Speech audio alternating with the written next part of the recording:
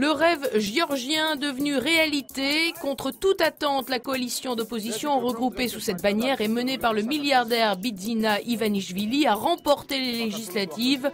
Selon les derniers résultats, il recueillerait plus de 53% des voix contre 41% pour le parti de Mikhail Saakashvili.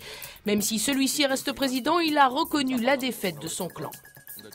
Deuxième jour du procès dit Vatilix et première explication du majordome du pape qui comparait pour vol aggravé de documents confidentiels de Benoît XVI.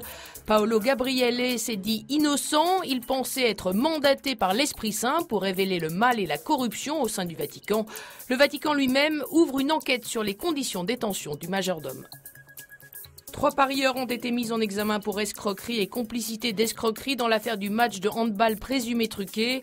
Leur identité n'a pas été précisée. Ils ont été remis en liberté sous contrôle judiciaire après paiement d'une caution. Ils ont été suivis par la star Nicolas Karabatic et son frère Luca, arrivés tout à l'heure au palais de justice de Montpellier.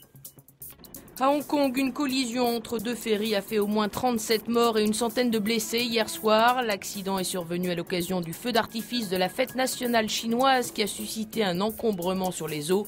Il s'agirait de la plus grave catastrophe de ce type à Hong Kong depuis 1971. L'Italie paralysée alors qu'une grève de 24 heures a été lancée dans les transports publics. Les grévistes dénoncent leur niveau de salaire et leurs conditions de travail. La colère qui continue aussi en Grèce alors que la Troïka s'est réunie pour une deuxième journée de discussion avec le gouvernement sur le plan de rigueur. Parmi les manifestants, de nombreux handicapés lésés par les nouvelles dispositions.